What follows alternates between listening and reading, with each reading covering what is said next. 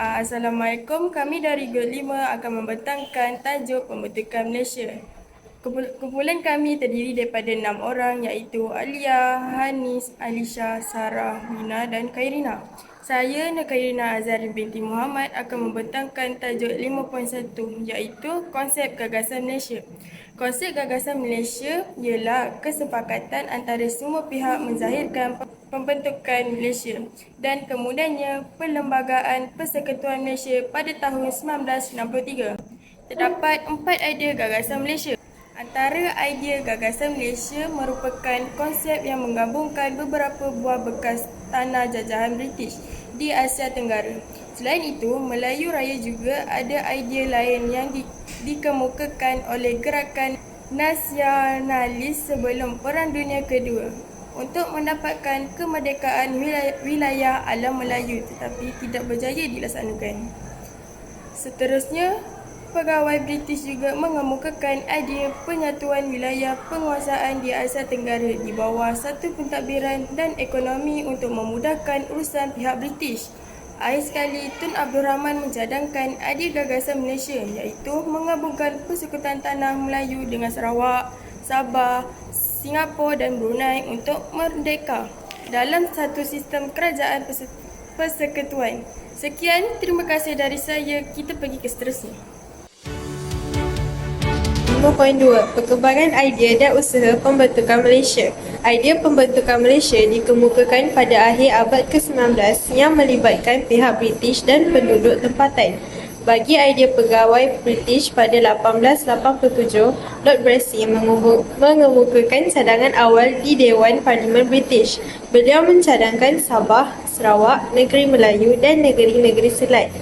Bagi cadangan Sir Malcolm MacDonald pada 1951 pula, beliau mencadangkan penggabungan tanah jajahan British di Asia Tenggara, tujuan untuk penyesuaian dengan rancangan dekolonisasi. Pada 1952, Sir Gareth Templer meminta penggabungan wilayah disegerakan atas tujuan keselamatan. Pada 1960 pula, Sir Geoffroy Tory mencadangkan penyatuan Singapura dan Persekutuan Tanah Melayu bagi tujuan kepentingan ekonomi. Cadangan ini mendapat sokongan pejabat kolonial. Seterusnya, idea penduduk tempatan. Pada 1906, majalah Al-Imam menggesa penyatuan raja dan orang Melayu dalam pendidikan dan pembangunan ekonomi di alam Melayu. Pada tahun 1938, nasionalis Tanah Melayu memperjuangkan konsep Tanah Melayu Raya. Tujuan ini untuk menggabungkan Tanah Melayu dan Indonesia. Tetapi idea ini tidak berhasil apabila Indonesia mengisytiharkan kemerdekaan pada tahun 1945. Pada 1955, Tunku Abdul Rahman mencadangkan Singapura, Sarawak, Sabah dan Brunei menyertai Persekutuan Tanah Melayu.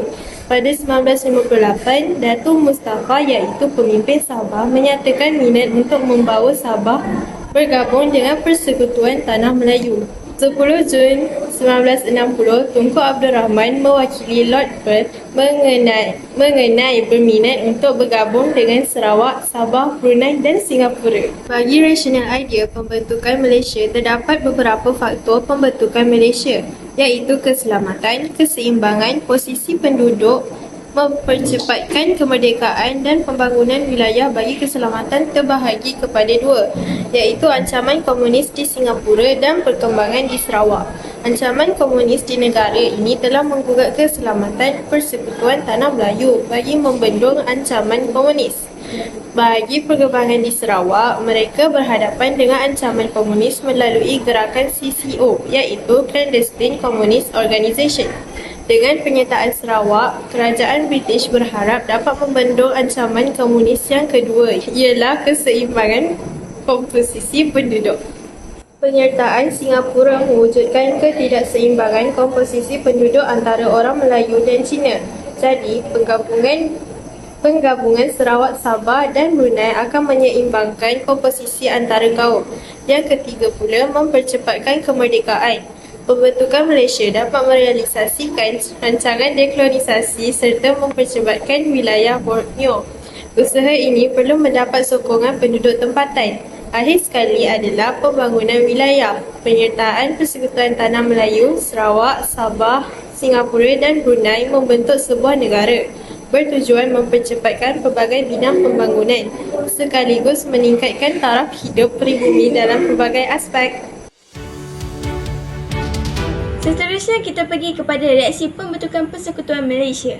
Kita pergi kepada reaksi tempatan bagi negara barat. Britain, Amerika Syarikat. Kerajaan Amerika Syarikat menyokong gagasan Persekutuan Malaysia. Kerajaan Britain menyokong gagasan Persekutuan Malaysia. Bagi reaksi tempatan bagi negara jiran pula terbahagi kepada 4 iaitu Indonesia, Singapura, Filipina dan Brunei.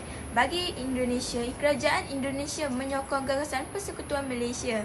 Bagi negara Filipina menentang kerana menganggap Salah merupakan milik Kesultanan Sulu. Bagi Brunei, gagasan Persekutuan Malaysia dipersetujui oleh Sultan Oman Ali Saifuddin tetapi ditentang oleh Parti Rakyat Brunei. Bagi Singapura, parti politik pemimpin Lee Kuan Yew menyokong gagasan persekutuan. Seterusnya kita pergi kepada pendirian parti-parti politik terhadap pembentukan Persekutuan Melayu.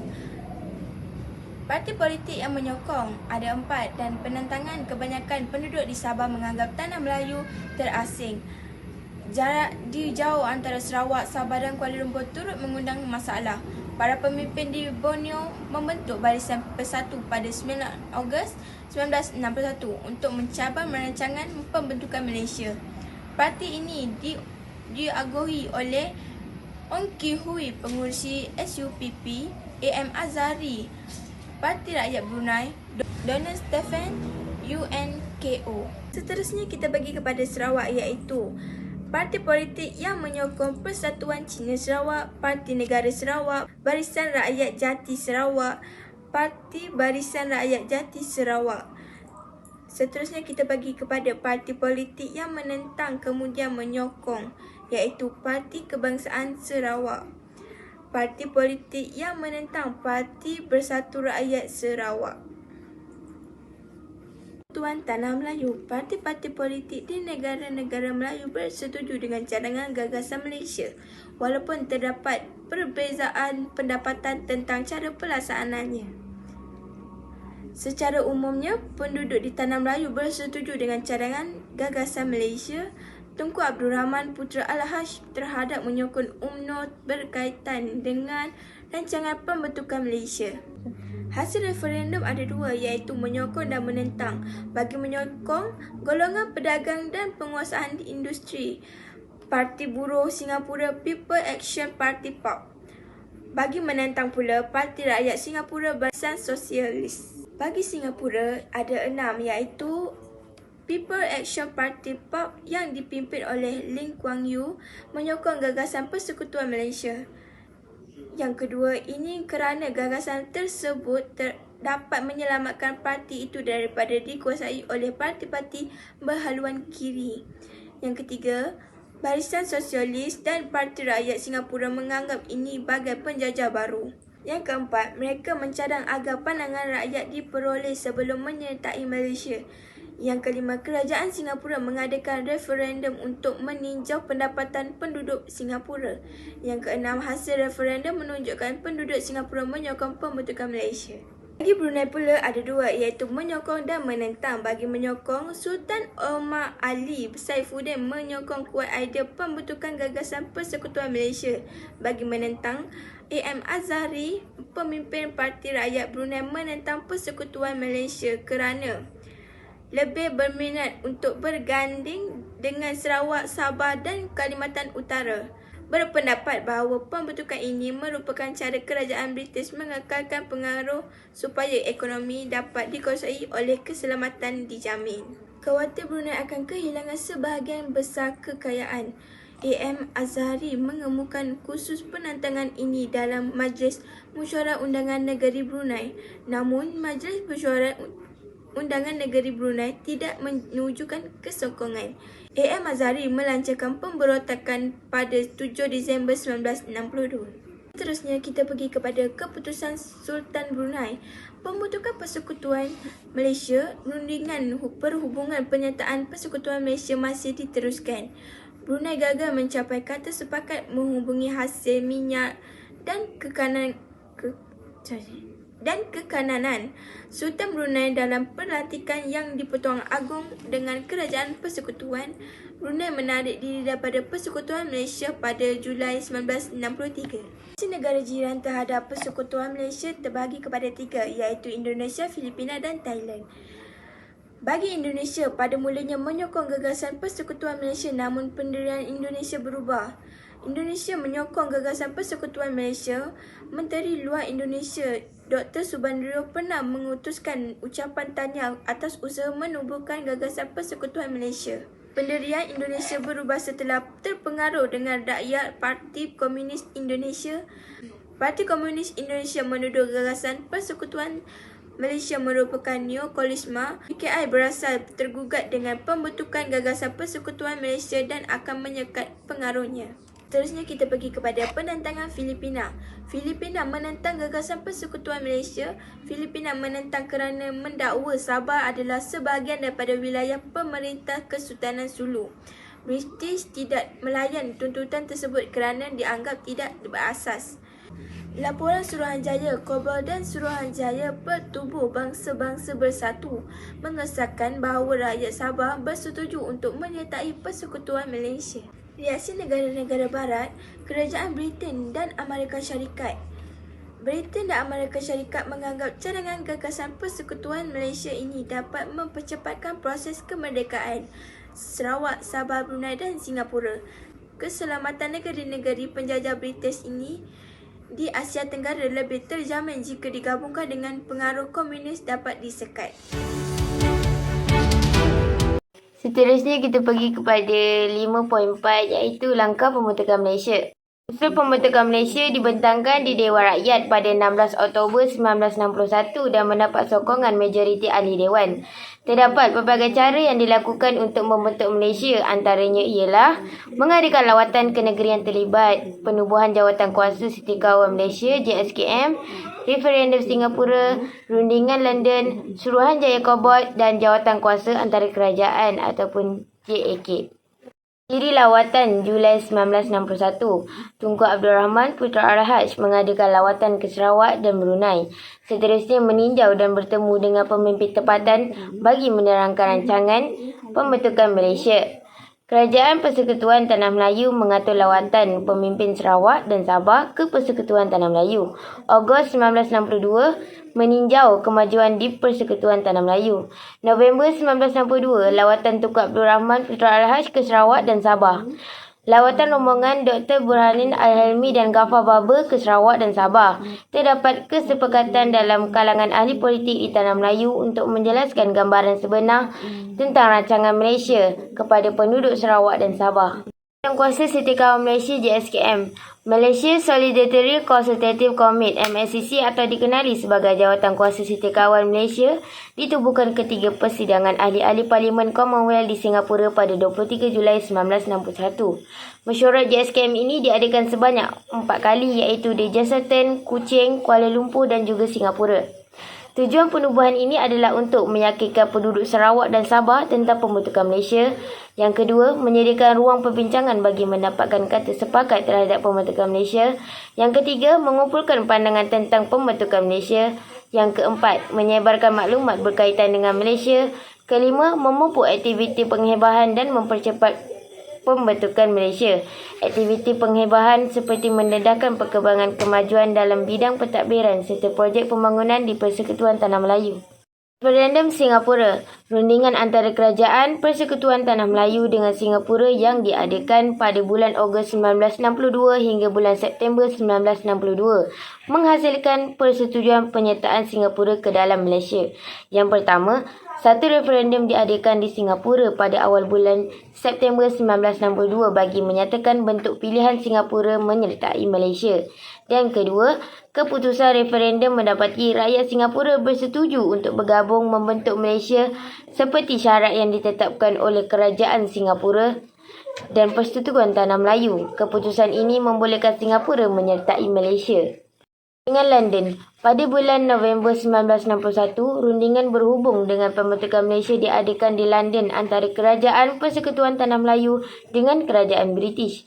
Kedua-dua kerajaan bersetuju agar ditubuhkan sebuah suruhanjaya bagi meninjau reaksi penduduk di Sarawak dan Sabah.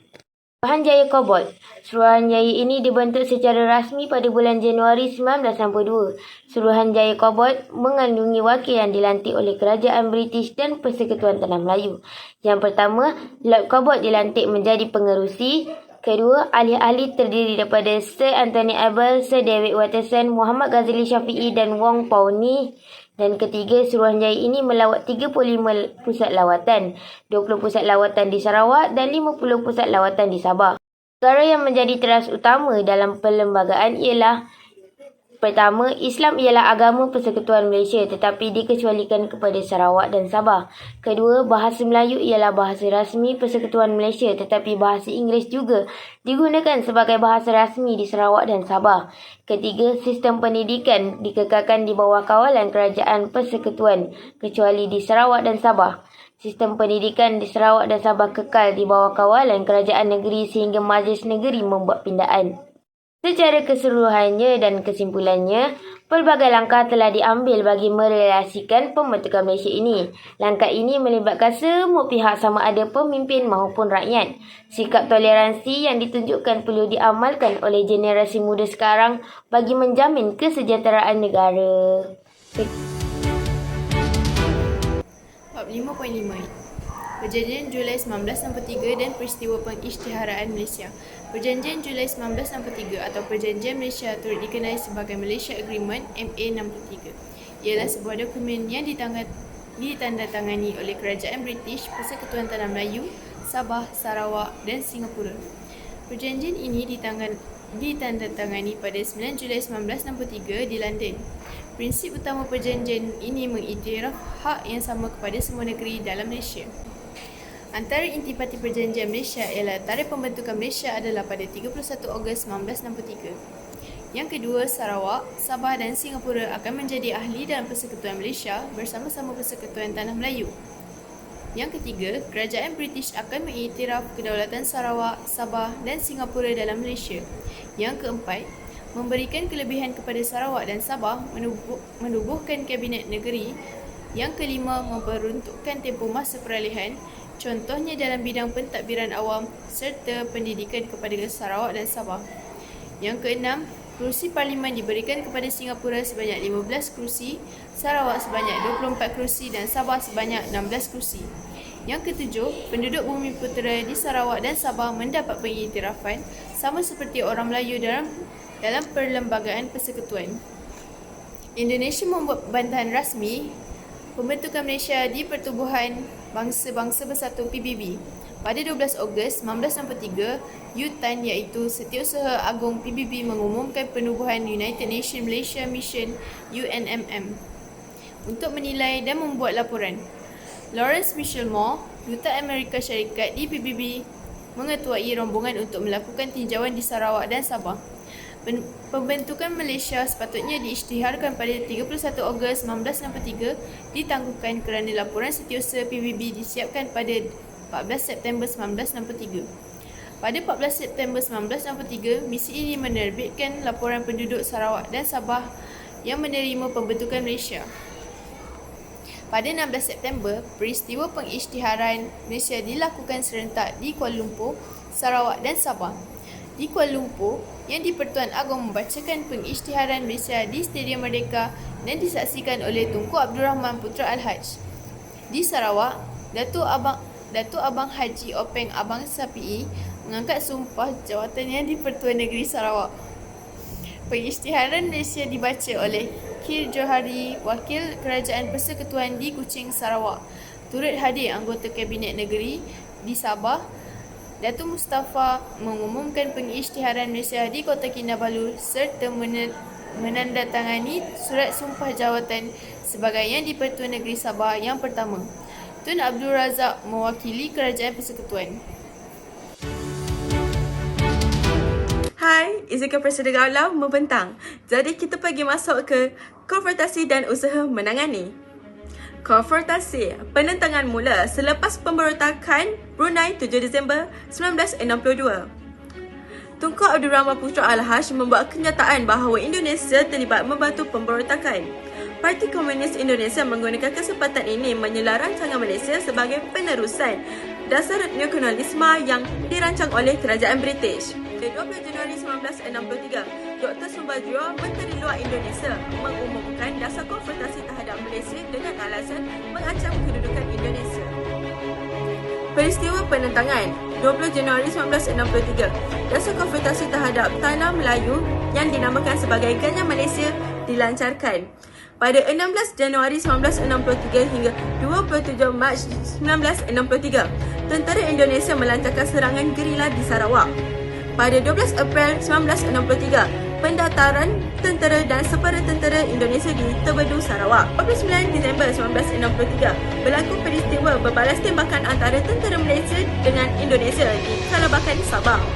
Ogos hingga Disember 1964, pendaratan seramai 30 orang gerila Indonesia di Labes, Johor. Gerila Indonesia yang masuk ke Johor ditahan oleh pasukan tentera Malaysia. Langkah menamatkan konfrontasi. Pada Februari 1963, U10 Setiausaha Agong PBB mengutus wakilnya C.B. Narasimhan untuk berunding dengan pemimpin kerajaan Indonesia dan Persekutuan Tanah Melayu. Pada 9 April 1963, Muhammad Ghazali Syafiee mewakili negara dalam rundingan peringkat pegawai di Manila yang dianjurkan oleh Presiden Macapagal. Mei 1963, Tunku Abdul Rahman Putra Al-Haj menerangkan tujuan pembentukan Malaysia sewaktu bertemu Presiden Sukarno di Tokyo. Pada 7 hingga 11 Jun 1963, Tun Abdul Razak Hussein menghadiri mesyuarat peringkat Menteri Luar di Manila untuk mencari penyelesaian konfrontasi. Dr. Sumbadjo, Menteri Luar Indonesia, hadir bagi pihak negaranya. 31 Julai hingga 5 Ogos 1965, Tunku Abdul Rahman Putra Al-Haj menghadiri mesyuarat bersama-sama Presiden Sukarno dan Presiden Macapagal di Manila. Pada 1964, berlaku rundingan antara Malaysia, Filipina dan Indonesia. Ia melibatkan 2 persidangan peringkat menteri di Bangkok dan 1 sidang kemuncak di Tokyo. Peranan utama Tan Nhat Khoman, Menteri Luar Thailand yang menganjurkan pertemuan dengan Menteri Luar Indonesia. 30 September 1965, berlaku peralihan kepimpinan di Indonesia. Jeneral Soeharto melantik Jeneral Ali Murtapo dan Adam Malik untuk berunding menamatkan konfrontasi. 7 hingga 11 Jun 1963, Kerajaan Indonesia mengumumkan penamatan konfrontasi. 7 hingga 11 Jun 1963, Tunku Abdul Razak Hussein menandatangani perjanjian persetujuan normalisasi hubungan Indonesia-Malaysia di Jakarta. Cara meraihkan Hari Malaysia bagi mengukuhkan penghayatan terhadap semangat penubuhan Malaysia. Terlibat dalam pembarisan Hari Malaysia, mengadakan pameran berkaitan Malaysia, menyanyikan lagu-lagu berkaitan Malaysia, membuat kad Hari Malaysia, menjemput tokoh-tokoh berkaitan memberikan ceramah atau bicara tokoh, menyertai forum tentang Malaysia, menyertai pertandingan yang berkaitan Hari Malaysia, mengenali tokoh-tokoh yang merealisasikan penubuhan Malaysia, berdoa untuk kesejahteraan Malaysia, mengibarkan bendera Malaysia. Bukti kepelbagaian kaum dan etnik di Malaysia tidak menjelaskan keharmonian Malaysia. Kebebasan mengamalkan agama dan budaya masing-masing. Sambutan rumah terbuka setiap perayaan diadakan. Kebebasan berpolitik dan terlibat dalam pilihan raya. Kabinet menteri dianggotai pelbagai kaum. Saling menghormati amalan budaya pelbagai kaum. Pengamalan prinsip rukun negara sebagai panduan. Perlembagaan negara mengiktirafkan hak semua kaum. Program PLKN memupuk perpaduan dalam kalangan remaja negara. Program kebudayaan berorientasikan perpaduan kaum. Cakna dan cerminan sejarah ini dikira sebagai penghujung rancangan. Jadi kita pergi kepada iktibar yang kita boleh ambil dari segi nilai patriotisme, iaitu kepentingan untuk berfikir strategik bagi mencapai kejayaan dalam kehidupan. Kesepakatan adalah penting bagi mewujudkan kestabilan negara. Sikap menerima dan meraihkan idea serta pandangan yang berbeza penting bagi kesejahteraan negara. Sikap yang berwaspada dengan anasir luar penting bagi menjaga keselamatan dan kedaulatan negara. Bagi segi diri dan keluarga, kita hendaklah sentiasa berfikiran positif dan menerima pandangan yang membina bagi membolehkan kita mencapai cita-cita. Bagi sudut negara, kemerdekaan dan bebas daripada kuasa luar membolehkan proses pembangunan dan pemodenan dilakukan dengan jaya. Jadi, ini sahaja daripada kami Grup 5. Jadi, bye-bye.